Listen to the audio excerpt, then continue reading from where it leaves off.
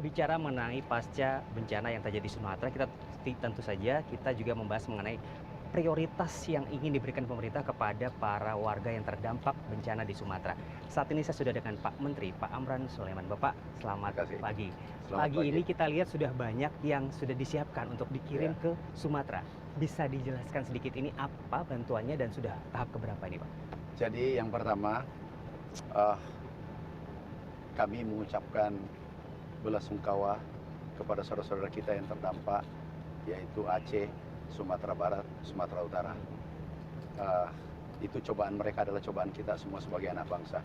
Kita harus peduli, apapun, bentuk apapun. Minimal kita doakan agar saudara-saudara kita bersabar menerima cobaan ini. Karena ini cobaan kita semua sebagai anak bangsa. Berikutnya, ini adalah pemberangkatan yang kedua. Total dari pertama dan yang kedua sudah 44 miliar. Itu bantuan dari total 75 miliar, itu bantuan dari pribadi, pegawai kementerian, dan mitra-mitra strategis. Itu. Kemudian bantuan dari negara, kami sebagai kepala Bappenas bersama Bulog. Itu total bantuan 1,2 triliun. Di situ ada dua. Ada dua bentuk bantuan. Reguler yang memang rutin kita berikan, kemudian bantuan non-reguler. Yang non-reguler ini adalah permintaan dari gubernur, bupati, dan seterusnya. Baru saja 3 hari yang lalu Gubernur Aceh meminta tambahan beras 10.000 ton. Kami 1 kali 24 jam selesai. Kami pada posisi di Papua kemarin dulu, kami ACC langsung kirim barangnya. Barangnya sudah di lokasi. Kemudian Sumatera Utara, kami kunjungan langsung ke tempat bencana. Ketemu, minta, Pak Menteri aku butuh tambahan 5.000 ton.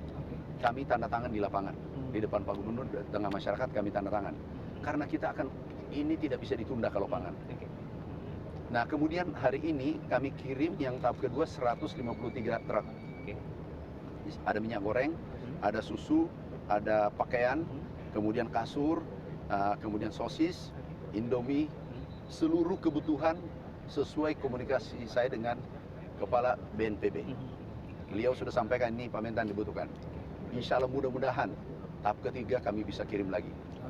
Karena satu Indomie, satu bungkus Indomie itu berarti untuk saudara-saudara kita. 1 liter beras itu berarti untuk saudara-saudara kita. Nah, saudaraku yang lain, kalau belum sempat memberikan bantuan, cukup doakan saudara kita. Jangan kita saling menyalahkan. Tidak ada yang sempurna, termasuk saya. Kita tidak ada sempurna, tapi yang menyempurnakan adalah kolaborasi kita. Kita saling menutupi, kita bahu-membahu saling membantu. Itulah kesempurnaan. Oke. Nah, kalau tadi kan sempat disebutkan ada permintaan dari gubernur-gubernur terdampak. Ini teknisnya apakah bantuan ini ada permintaan khusus terlebih dahulu atau memang ada reguler yang akan terus dikirimkan oleh pemerintah? Ada yang reguler. Pada saat hari H langsung kita keluarin percepat karena berasnya minyak goreng ada di lokasi. Nah, kemudian yang kedua, kekurangan langsung menyurat dan via SMS saja. Surat fisiknya belakangan dikirim. Kami di SMS, kami ACC kirim balik. Bahkan ada satu daerah kemarin di Aceh dan Sumatera Utara, Pak Menteri bisa nggak kami keluarkan 100 ton. Itu wali kota Aceh minta, Pak Mentan, aku butuh 100 ton ini malam, keluarkan SMS saya, bukti bahwa Anda butuh. Kemudian suratnya besoknya, tapi itu malam dikeluarkan. Nah, ini namanya darurat. Butuh kecepatan kita bekerja. Kalau melalui birokrasi yang panjang, saudara kita bisa kelaparan. Dan itu perintah Bapak Presiden. Kalau dari pengamatan Bapak di lapangan waktu berkunjung kemarin dan juga permintaan dari para pemimpin daerah, sebetulnya kebutuhan prioritasnya apa Pak di lapangan? Kalau di lapangan adalah beras nomor 1, yang kedua minyak goreng dan barang-barang siap saji. Indomie, kami dapatkan aspirasi dari bawah, permintaan dari bawah, kami pulang. Jadi yang kami minta adalah barang-barang jadi, Indomie, sosis, semua barang-barang siap saji. Dan pakaian. Kemudian kasur kami kirim sekarang hari ini. Jadi banyak yang kami kirim sesuai permintaan order dari lapangan. Termasuk genset tadi Pak ya? Iya, genset ada. Genset ada, LPG ada. Semua kebutuhan dari lapangan kita kirim sebagaimana saudara-saudara kita bantuannya mitra strategis dan pegawai Kementerian Pertanian. Itu nilainya 75 miliar kita kirim secara bertahap. Sekarang 44 miliar sudah kita kirim. Sulit nggak sih Pak mengumpulkan bantuan sebanyak ini? Tidak, kenapa? Di dalamnya orang-orang ikhlas. Namanya bantuan, peduli Kementerian Pertanian itu adalah panggilan. Panggilan negara, panggilan persaudaraan. Bahwa kita ini satu. Ada saudara kita kena musibah, kita turun tangan. Minimal. Kalau tidak bisa memberikan apa-apa, doakan. Jangan mengganggu orang yang lagi kerja. Betul. Kalau terakhir Bapak juga mengamati di lapangan, seberapa terdampak sih Pak kondisi pertanian dan pangannya itu sendiri? Itu kalau pangan memang terdampak karena ada PUSO. Ada kurang lebih kalau tidak salah terakhir datanya 60.000 hektar, 3 provinsi. Nah, sehingga kami langsung siapkan pangan. Itu yang pertama. 3 kali lipat dari kebutuhan. Kalau butuhnya 5.000 kami siapkan 15.000 di lapangan. Butuhnya 10.000 kami siapkan 30.000. Tetapi di Aceh itu tersedia 81.000 ton beras. Di Sumatera kurang lebih 30.000 ton. Padang, Sumatera Barat, Sumatera Utara tadi, Sumatera Barat itu 7.000 ton. Lebih dari cukup.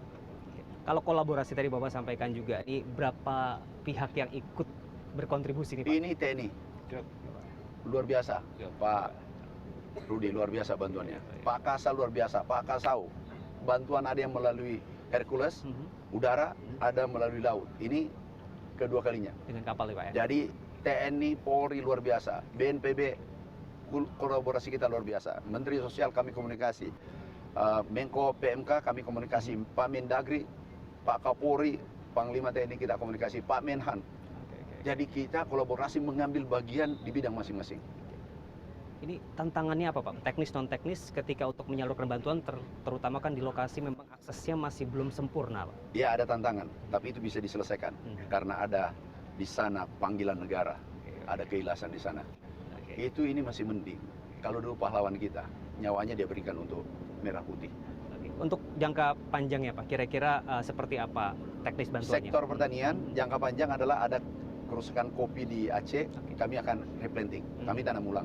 Kemudian sawah kami cetak ulang. Kemudian yang rusak kena banjir, tapi sawahnya tetap ada, kami berikan bibit gratis, benih gratis dari pemerintah. Dan itu biayanya dari pusat. Ada komunikasi langsung dengan para petani, dengan pemilik lahan? Mulai petani, ketua kelompok tani, bupati, gubernur kami komunikasi. Kami komunikasi.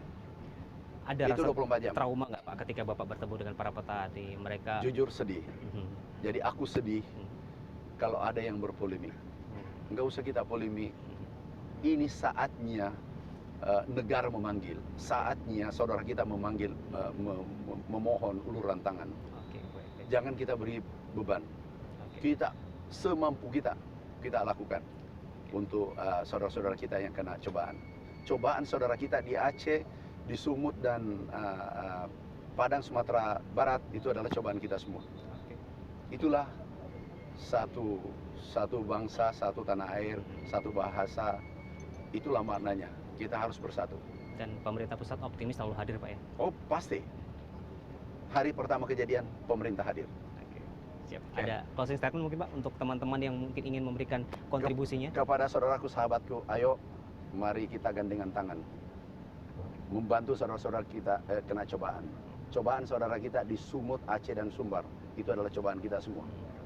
Ayo kita bersatu, ringankan beban mereka. Karena adalah tanggung jawab kita sebagai anak bangsa. Terima kasih. Oke, terima kasih Pak Menteri. Jadi ini bantuan yang akan dikirimkan kurang lebih 6 hari Pak sampainya? 6 hari sampai. Baik, semoga semua yang kita berikan kepada saudara-saudara kita di Sumatera bisa berdampak dan juga bisa memulihkan tidak hanya fisik tapi juga psikologis dan juga rasa percaya mereka terhadap tanah air ini. Terima kasih Pak. Sama-sama. Mari Pak. Terima kasih.